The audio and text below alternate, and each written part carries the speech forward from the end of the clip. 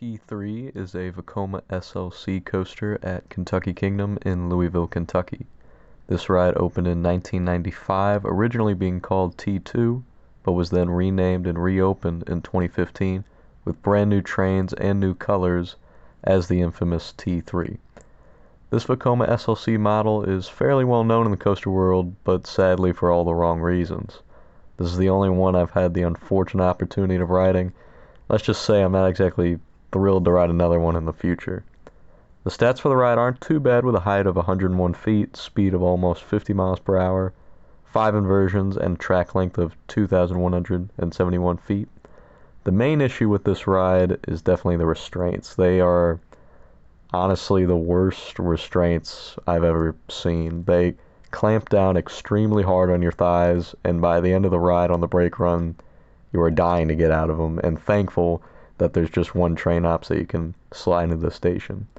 The weird shoulder straps are also not that comfortable, as they dig into your shoulders as well. Now, I've not ridden one of these coasters with the original bulky over-the-shoulder restraints, which look almost as terrible, but I honestly cannot imagine how bad those are if these are somehow better. The ride does actually look pretty nice from an off-ride perspective, and is one of the first things you can see from the highway near the park. But enough of that intro, let's see exactly how bad of a coaster this is from the ride experience. The ride begins with a swooping right-hand drop, and the restraints are immediately clamping down your thighs. Pretty much any moment during the ride with positive g-forces or intensity, your restraint somehow comes down further each time. You then enter the heart-shaped double inversion of the rollover, which might be enjoyable, but that leads me to my second huge issue with this ride. It is unbelievably janky. It's so rattly and janky that it feels like you're riding on square reels, and in some POVs on YouTube it sounds like the wheels are banging around on the track, like the wheels don't even fit onto the track. The ride then enters a wave turn-like element, and then a sidewinder, and again, pretty much all you feel during this ride is pain in your thighs, so there's not a ton to dissect here.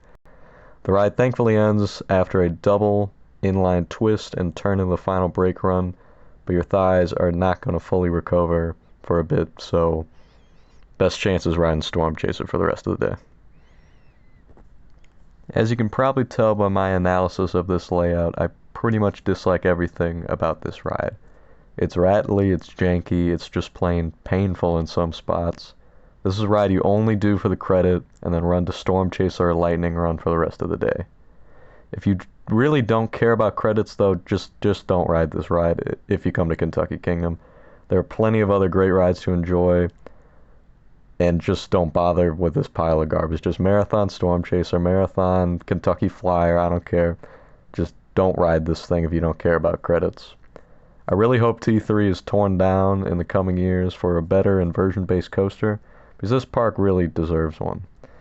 As for improvements this ride could have, I honestly don't think anything really would truly fix this coaster other than a complete retrack and new vest restraint trains, like Maury's Piers did with Great Nor'easter in New Jersey. But I think just a brand new coaster would be a better route. I think something like a Gersauer Eurofighter or even an Infinity would be great here, even if it's a clone model, as it would really round out Kentucky Kingdom's already solid lineup of coasters. This is by far my least favorite coaster of the 64 I've ridden, and I really don't think anything will drop below this enormously low bar that T3 has set, but who knows.